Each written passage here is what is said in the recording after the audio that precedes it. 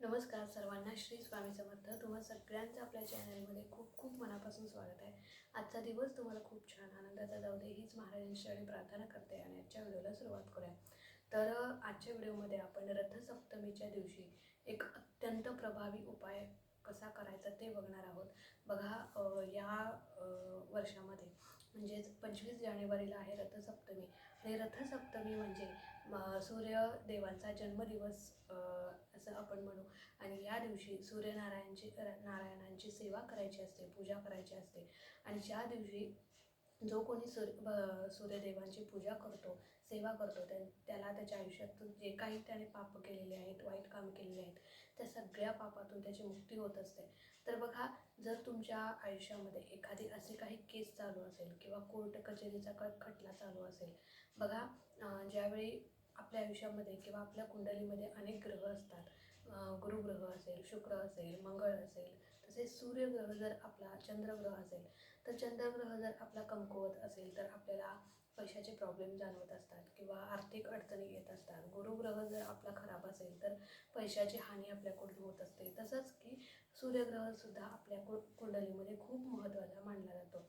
आणि सूर्यग्रह जर तुमच्या कुंडलीमध्ये जर कमकुवत असेल किंवा त्याची स्थिती चांगली नसेल तर तुम्ही तुमच्या आयुष्यामध्ये असे जे काही म्हणजे म्हणतो ना की कोर्ट कचेरीवाले जी काही कामं आहेत, म्हणजे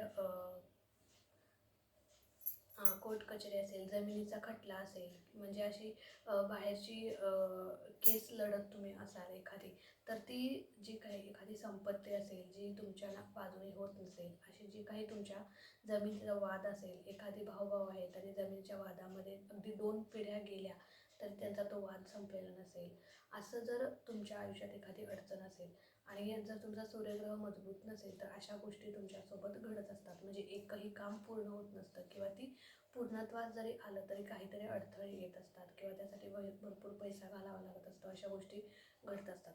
तर बऱ्याच वर्षापासून किंवा पिढ्यानपिढ्यांपासून जर एखाद्या जमिनीचा वाद किंवा एखादी केस किंवा एखादी कोर्ट कचेरी किंवा एखादं भांडण, असं कुठलीही गोष्ट असो, जर तुमचं मिटत नसेल किंवा त्यातून सुटका होत नसेल, त्यातून मुक्ती होत नसेल, तर तुम्ही या दिवशी एक सेवा करायची आहे. आणि ही सेवा करून 100% तुम्हाला त्याचं फळ मिळेल, यात काही शंका नाही. किंवा त्या दिशेने पॉझिटिव्ह मार्ग म्हणजे सकारात्मक मार्ग तुम्हाला मिळेल किंवा त्या दिशेने कसं चालायचं, पुढे मार्ग काय, त्यातून कसा बाहेर पडायचं, त्या खटल्यातून किंवा त्या वादातून बाहेर कसं पडायचं, याचा मार्ग तरी तुम्हाला नक्कीच मिळेल. आणि सूर्यग्रह जो आहे तो तुमचा मजबूत होईल, यात काही शंका नाही.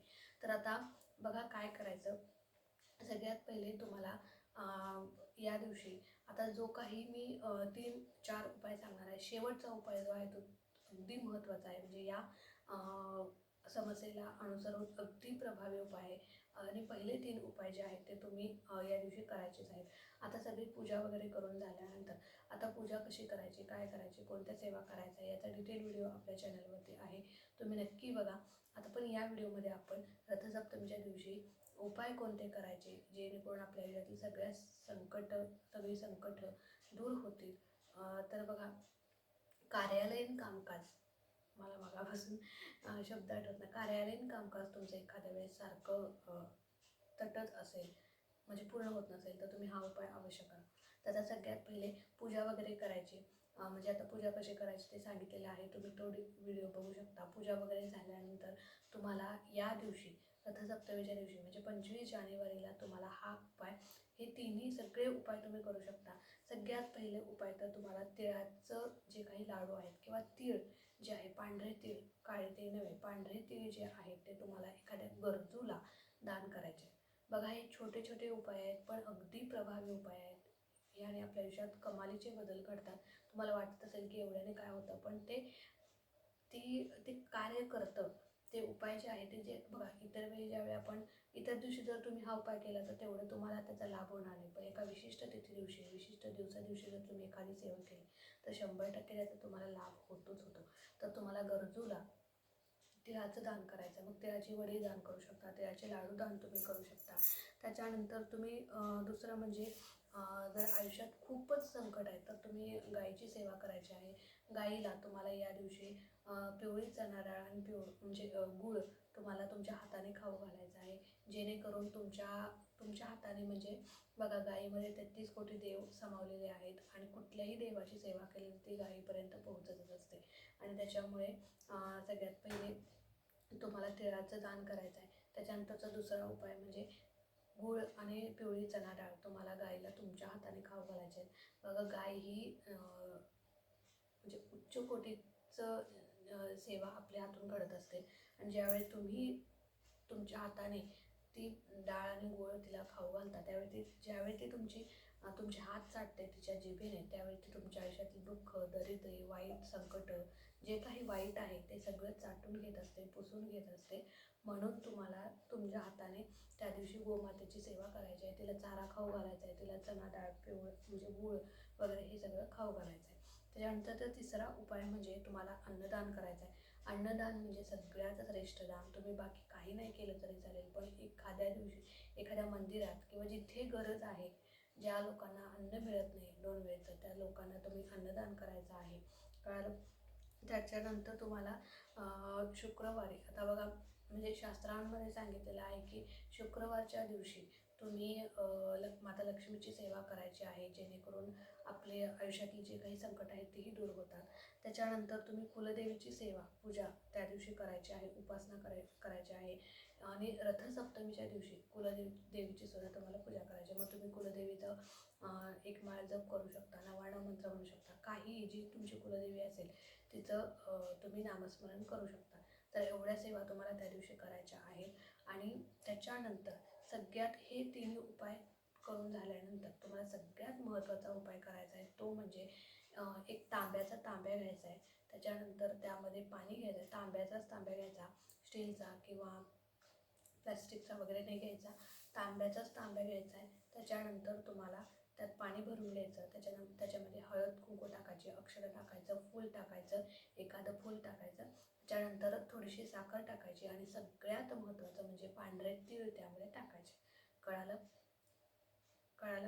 एक तांब्याचा तांब्या घ्यायचं, त्यात पाणी घ्यायचं. त्याच्यानंतर त्यामध्ये हळद कुंकू, अक्षदा, लाल फूल असं किंवा कुठलंही फूल, थोडीशी साखर आणि सगळ्यात महत्त्वाचं म्हणजे पांढरे तीळ त्यामध्ये टाकायचे. आणि तो कलश जो आहे पाण्याने भरलेला तो असा हातामध्ये घ्यायचा आणि एक सेवा तुम्हाला करायची. आता ही सेवा काय करायची बघा, तर एक मंत्र आहे, तर तो मंत्र तुम्हाला म्हणायचा आहे. तर तो मंत्र जो आहे तो मंत्र कोणता आहे बघा, जो सूर्यनारायणांचा मंत्र आहे. आणि हा मंत्राने तुमच्या आयुष्यातील जे काही म्हणजे कामकाज आहे ते तटलेलं आहे, जमिनीचा वाद जे काही मगाशी मी सांगितलं त्यातून तुम्हाला बाहेर काढण्याचा हा मंत्र आहे. तर तो म्हणजे कलश हातात घ्यायचा, देवापुढे बसायचं आणि त्याच्यानंतर कलश हातात घ्यायचा आणि ओम ह्रीं ह्रीं सूर्याय सहस्त्र किरणराय मनोवांछित फल देही देही स्वाहा. तर हा आहे तो मंत्र, तो तुम्हाला 108 वेळा म्हणायचा आहे.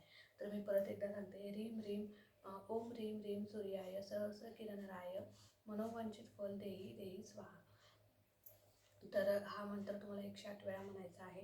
त्याच्यानंतर हा मंत्र 108 वेळा म्हणून झाल्यानंतर स्वामींना प्रार्थना करायची, सूर्यदेवांना प्रार्थना करायची, त्या कलशाला नमस्कार करायचा म्हणजे आपलं डोकं ठेवायचं आणि देवाला नमस्कार करायचा, सांगायचं की जे काही मी हा उपाय आज केला आहे रथसप्तमीच्या दिवशी तो मला लागू होऊ दे आणि जे काही माझं कामकाज तटलेलं आहे, जमिनीचा वाद असेल किंवा कशासाठी तुम्ही केलेलं असेल तर ते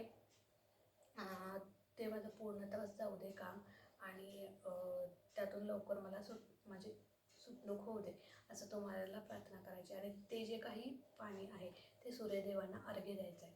तर पूर्वेकडे तोंड करायचं आणि सूर्यदेवांना ते अर्घ्य द्यायचं आहे. तर एवढीच तुम्हाला, आणि अर्घ्य देताना ओम सूर्याय नमः, ओम सूर्याय नमः, ओम सूर्याय नमः अशा प्रकारे तुम्हाला जप करायचा आहे. तर अगदी प्रभावी उपाय आहे. रथसप्तमीच्या दिवशीच हा उपाय केला जातो, परत तुम्ही कधीही करू शकत नाही. म्हणजे सूर्यदेवांना अर्घ्य तुम्ही रोज देऊ शकता, पण हा उपाय तुम्ही रथसप्तमीच्या दिवशी केला तर त्याचं अनंतपटीचं फळ तुम्हाला मिळत असतं आणि आपलं काम देखील होत असतं. म्हणून हा उपाय तुम्ही अवश्य करा, न चुकता करा. अगदी 10 मिनिटात उपाय होतो, म्हणजे 10 मिनिटात ही सेवा होते, काही जास्त वेळ लागत नाही. तर तुम्ही ही सेवा नक्की करा आणि अनुभव घेऊन बघा. नक्कीच तुमच्या जे काही काम आहे त्या दिशेने पुढचं पाऊल टाकण्याचं तुम्हाला मार्ग मिळेल. काहीतरी संकेत महाराज देतील किंवा सूर्यदेव तुमच्यावरती प्रसन्न होतील. जे काही तुम्ही वाईट कर्म केलेले आहेत त्या पापातून तुम्हाला मुक्ती मिळेल. इतकी प्रभावी ही सेवा आहे आणि रथसप्तमीच्या दिवशी केलीच पाहिजे. तर चला, आजचा व्हिडिओ इथेच एंड करते. आवडला असेल तर नक्कीच लाईक करा, शेअर करा. चॅनलवरती नवीन असाल तर चॅनलला सबस्क्राईब नक्की करा. भेटूया अशा एका नवीन व्हिडिओसोबत, नवीन सेवेसोबत. तोपर्यंत खुश राहा, आनंदी राहा आणि सगळ्यात महत्त्वाचं स्वामींची सेवा करत राहा. श्री स्वामी समर्थ.